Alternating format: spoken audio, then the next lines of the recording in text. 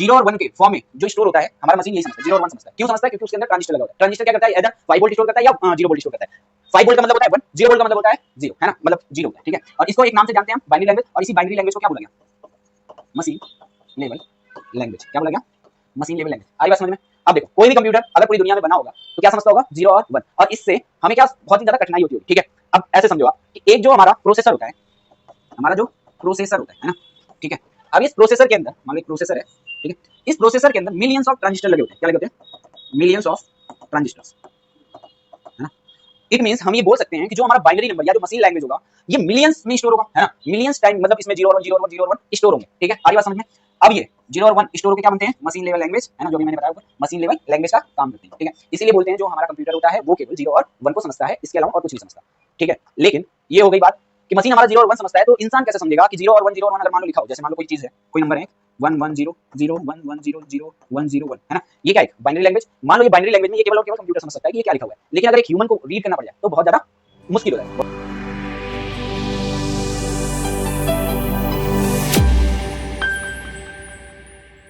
तो हेलो बच्चों, शुरू करते हैं आज की क्लास। और आज की क्लास में हम पढ़ने वाले हैं कंप्यूटर फंडामेंटल, जो कि हमने लास्ट वीडियो में भी पढ़ा था। लेकिन इस वीडियो के अंदर हम एक पर्टिकुलर चीज के बारे में पढ़ेंगे जिसका नाम है CPU, brain of the computer. तो हम समझेंगे कि जो हमारा सीपीयू है वो किस तरीके से काम करता है और किस तरीके से सारी चीजें करता है, ठीक है। तो बिल्कुल रेडी हो जाओ अपने कॉपी पेन के साथ और सारी चीजें समझने के लिए तैयार हो जाओ, ठीक है। ओके, तो जो हमारा सीपीयू है, कल हमने बात करी थी कि वो 3 भागों में डिवाइड होता है, मतलब 3 कंपोनेंट से मिलकर बना होता है, ठीक है। अगर हम बात करें सीपीयू की, ठीक है, जो हमारा सीपीयू है 3 चीजों से मिलकर बना हुआ है। सबसे पहला हमारा आता है एएलयू। एएलयू का मतलब अर्थमेटिक लॉजिक यूनिट, ठीक है। दूसरा जो होता है हमारा, दूसरा होता है हमारा सीयू, कंट्रोल यूनिट। और तीसरा होता है हमारा एमयू, मतलब मेमोरी यूनिट, ठीक है। ये जो मेमोरी यूनिट होती है, ये हमने बात करी थी कितने टाइप्स की होती है? 2 टाइप्स की। पहली होती है प्राइमरी, दूसरी होती है सेकेंडरी, ठीक है। अभी इसके बारे में हमें नहीं बात करनी। कंट्रोल यूनिट जो ओवरऑल हमारा कंट्रोल करता है, ठीक है, क्या करता है? पूरा कंट्रोल करता है, ठीक है। ये हमने पढ़ा था, इसमें 4 पार्ट पढ़े थे, 4 पार्ट्स। सबसे पहला जहां पे अर्थमेटिक ऑपरेशन किए जाते हैं, एक सेकेंड,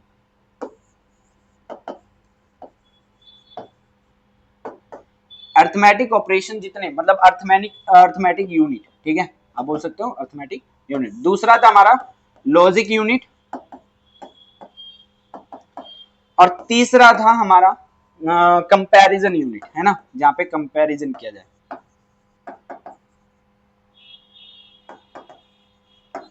कंपैरिजन यूनिट।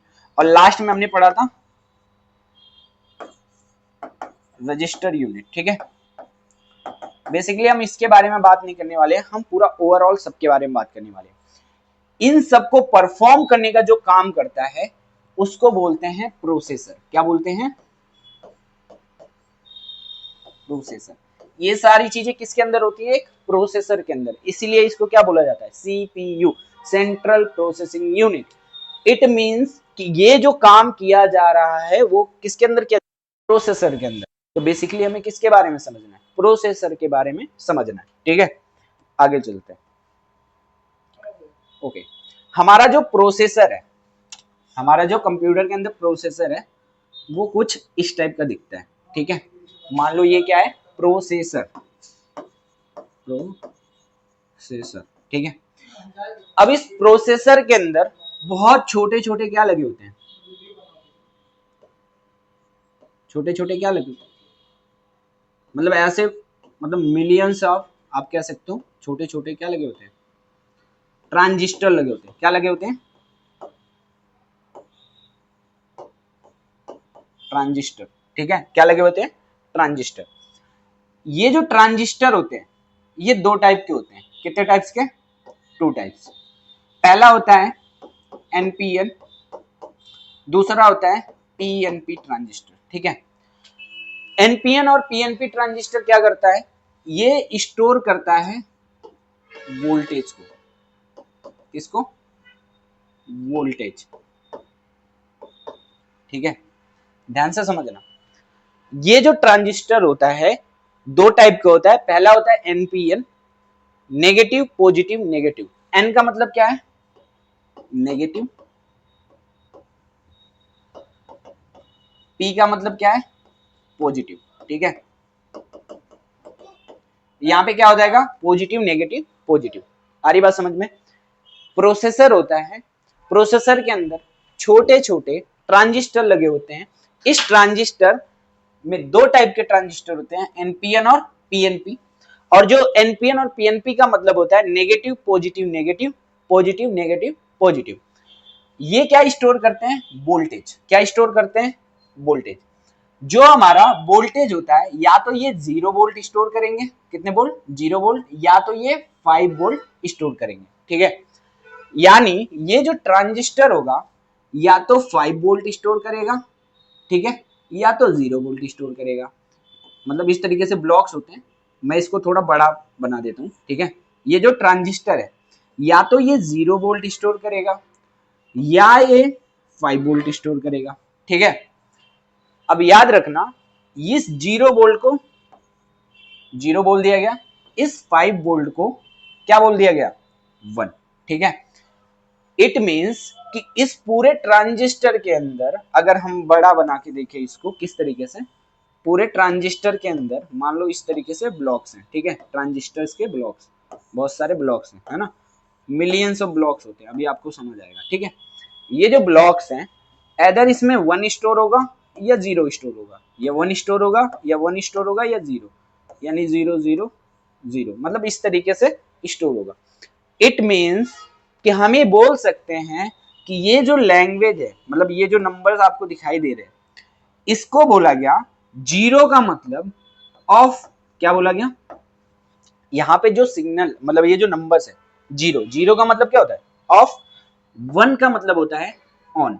1 का मतलब क्या होता है? ऑन। आपने बहुत सारे स्विच वगैरह में आपने देखे होंगे, या फिर सीपीयू के जब आप पावर ऑन करते हो तो आपने देखा होगा पावर बटन पे एक बटन बनी होती है कुछ इस तरीके से, है ना। ये जो बटन शो करता है 0 और 1, 1 का मतलब होता है ऑन, 0 का मतलब होता है ऑफ। और इसी को बोला गया बाइनरी नंबर। इसी को बोला गया क्या?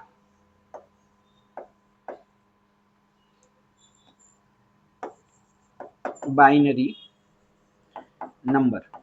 ठीक है, इसी को क्या बोला गया? Binary number. बचपन से पढ़ते आ रहे हैं, जो हमारा कंप्यूटर है वो क्या समझता है? केवल 0 और 1 की भाषा समझता है। कोई भी कंप्यूटर केवल और केवल क्या समझता है? 0 और 1, 0 और 1। और इसी को बोल दिया गया बाइनरी लैंग्वेज। 0 और 1 को क्या बोला गया? Binary language. और इसी को एक और नाम देते हैं जिसको बोलते हैं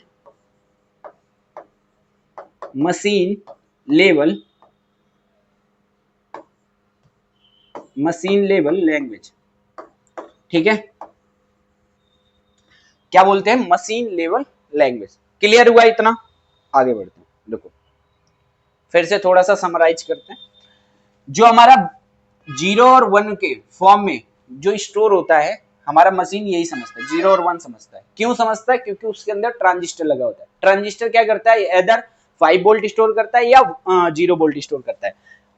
5 वोल्ट का मतलब होता है 1, 0 वोल्ट का मतलब होता है 0, है ना, मतलब 0 होता है। ठीक है, और इसको एक नाम से जानते हैं हम, बाइनरी लैंग्वेज। और इसी बाइनरी लैंग्वेज को क्या बोला गया? Machine level language. क्या बोला गया? Machine level language. आ रही बात समझ में? अब देखो, कोई भी कंप्यूटर अगर पूरी दुनिया में बना होगा तो क्या समझता होगा? 0 और 1। और इससे हमें क्या बहुत ही ज्यादा कठिनाई होती होगी। ठीक है, अब ऐसे समझो आप कि एक जो हमारा प्रोसेसर होता है, हमारा जो प्रोसेसर होता है ना, ठीक है, अब इस प्रोसेसर के अंदर मान लो एक प्रोसेसर है, ठीक है, इस प्रोसेसर के अंदर मिलियंस ऑफ ट्रांजिस्टर लगे होते हैं। क्या लगे होते हैं? मिलियंस ऑफ ट्रांजिस्टर्स,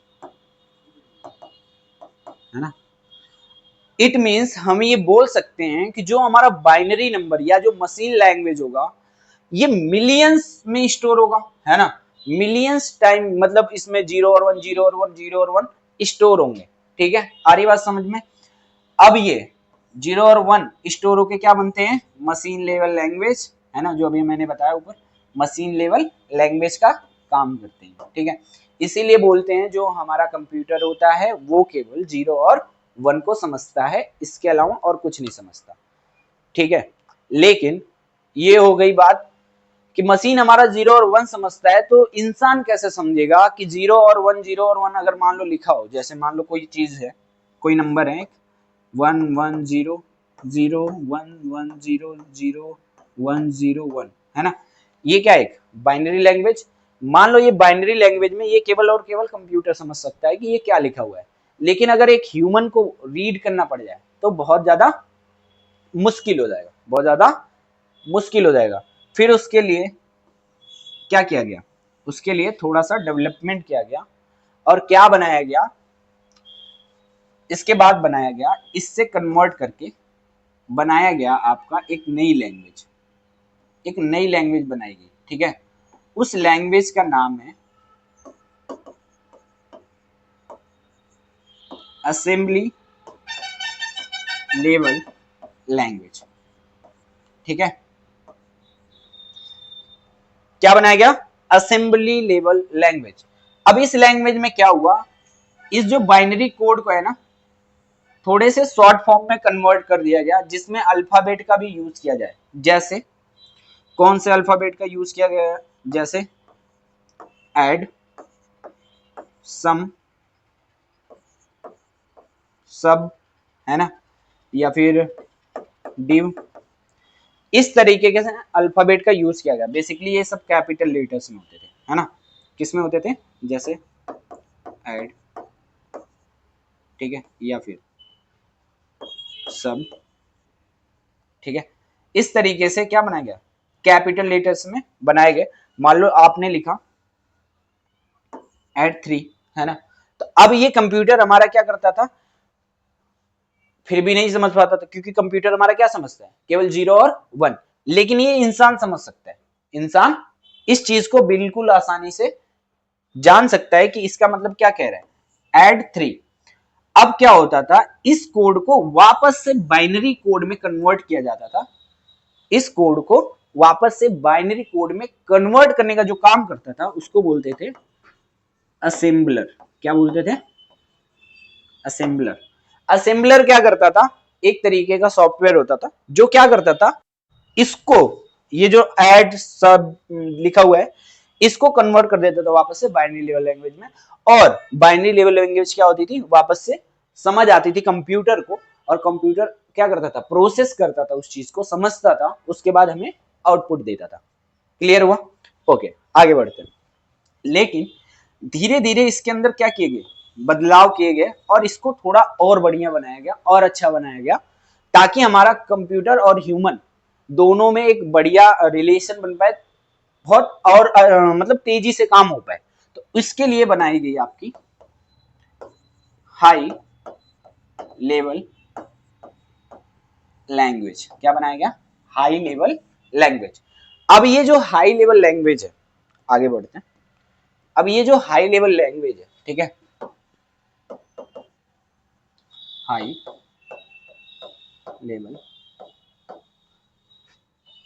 लैंग्वेज, ये जो हाई लेवल लैंग्वेज है, ये जो हाई लेवल लैंग्वेज, इसको बोला गया कि तुम क्या बनो, इसका जो आपने बचपन से सुनते आ रहे होगे, जैसे सी लैंग्वेज, C++, है ना, जावा, पाइथन, ठीक है। ये जो लैंग्वेज आपको दिखाई दे रही है, इसको बोला गया हाई लेवल लैंग्वेज। क्यों बोला गया, क्योंकि ये जो लैंग्वेज दिखाई दे रही है आपको, ये पूरी लैंग्वेज, ये जो पूरी लैंग्वेज है ना, ये लैंग्वेज इजी टू अंडरस्टैंड होती थी, इजी टू अंडरस्टैंड, किसके लिए, ह्यूमन बींग्स के लिए, किसके लिए, ह्यूमंस के लिए, ठीक है। किसके लिए आसान होती थी, इजी टू अंडरस्टैंड, समझने में आसान होता था, इजी टू राइट होता था, है ना, इजी टू राइट, और क्या होता था, इजी टू डीबगिंग, मतलब कोई भी गलती अगर कहीं पे दिखती थी तो ह्यूमन बींग्स उसको आसानी से क्या कर सकता है, रिजॉल्व कर सकता है अपनी लैंग्वेज में पढ़ के। और ये बेसिकली जो सिंटेक्स इसमें यूज होते थे, सिंटेक्स मतलब जिस सिंटेक्स में कोड लिखा जाता था वो कौन सी लैंग्वेज होती थी हमारी, नॉर्मल इंग्लिश लैंग्वेज, है ना। इंग्लिश लैंग्वेज में हम क्या इन कोड्स के अंदर लिखते हैं। अब कोड्स हमने अपने लैंग्वेज में लिख दिया, अब बात आई कि इसको बाइनरी लेवल में कौन कन्वर्ट करेगा, ठीक है। इसको बाइनरी लेवल में कौन कन्वर्ट करेगा, तो इसके लिए दो सॉफ्टवेयर बनाए गए,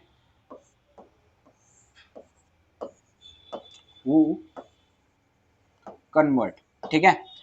तो इसके लिए दो सॉफ्टवेयर बनाए गए। सबसे पहला बनाया गया,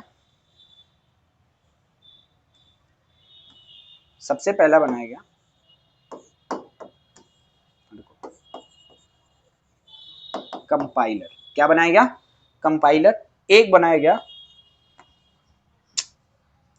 इंटरप्रेटर, ठीक है। क्या बनाया गया, एक बनाया गया कंपाइलर, दूसरा बनाया गया इंटरप्रेटर। अब ये कंपाइलर और इंटरप्रेटर क्या है, बारी से एक एक करके समझते हैं, ठीक है। देखो, अब जो हमारा कंपाइलर होता है, ठीक है,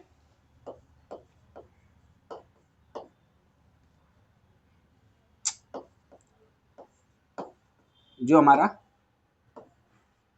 कंपाइलर होता है वो क्या करता है, सबसे पहले कंपाइलर को समझते हैं और इधर हम रख लेते हैं हमारे इंटरप्रेटर को, ठीक है। ऐसी लैंग्वेज जो कंपाइलर का यूज करती है मशीन लैंग्वेज में कन्वर्ट करने के लिए, या फिर हम बोल सकते हैं बाइनरी लैंग्वेज में कन्वर्ट करने के लिए, वो है हमारी जावा, सी प्लस प्लस, ठीक है। अब ये क्या करती हैं, अब जैसे मान लो बहुत सारा इंस्ट्रक्शन या कोड लिखा हुआ है, ठीक है, आपने बहुत सारा कोड लिख दिया। अब इस कोड को आपने ये पूरी जावा में लिख दिया, ठीक है।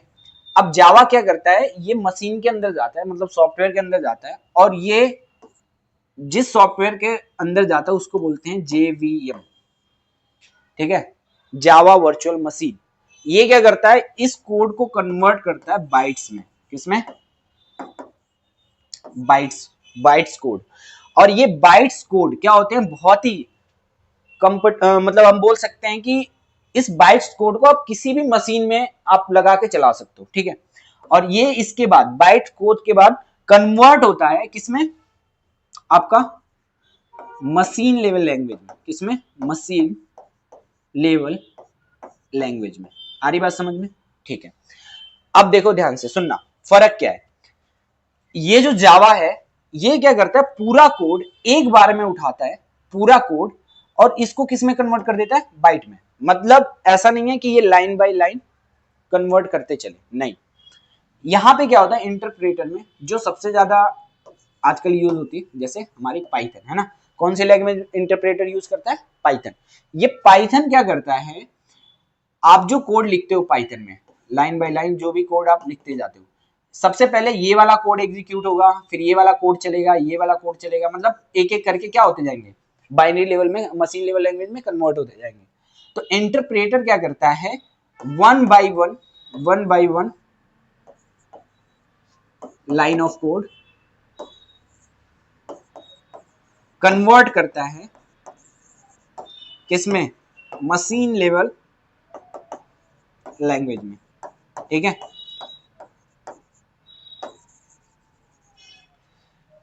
इंटरप्रेटर क्या करता है, मशीन लेवल लैंग्वेज में सीधा कन्वर्ट करता है, मतलब 0 और 1 के फॉर्म में, लाइन बाय लाइन करके। इसीलिए पाइथन जो है इंटरप्रेटर का यूज करता है, जावा जो है कंपाइलर का यूज करती है। कंपाइलर भी कन्वर्टर होता है जो मशीन लेवल में कन्वर्ट करता है, इंटरप्रेटर भी कन्वर्टर होता है जो हमारे किस में कन्वर्ट करता है, मशीन लेवल लैंग्वेज में कन्वर्ट करता है। आ रही बात समझ में। तो इस तरीके से हमने हाई लेवल लैंग्वेज का यूज करके क्या बनाया, एक ह्यूमन के लिए एक रीडेबल, एक आसानी से लिखने के लिए, आसानी से डिबग करने के लिए अपना एक कोड बना लिया, जिसमें हम प्रोग्रामिंग करते हैं, इंस्ट्रक्शन लिखते हैं कंप्यूटर के लिए, अपने लैंग्वेज में लिखते हैं, वे क्या होती है, कन्वर्ट करके वो किस में जाती है, कंप्यूटर के अंदर, प्रोसेसर के अंदर, जहां पे आपने पढ़ा था सीपीयू के अंदर, सीपीयू के अंदर जो हमारा होता है एएलयू, है ना, सीयू, एमयू, ठीक है, पढ़ा था। अब इनके अंदर, सीपीयू के अंदर, है ना, हमने जो कोड दिया है इसको, अब ये क्या होगा, यहाँ पे पूरा प्रोसेस होना शुरू होगा। आई होप आपको समझ आया होगा, है ना। अगर आपको इजी लगे, चीजें समझ आई हो, तो एक बार लाइक कर देना, शेयर जरूर करना, और वीडियो को सेव कर लेना फॉर द फ्यूचर यूज। मिलते हैं नेक्स्ट वीडियो में, till then keep watching and keep learning. Thank you.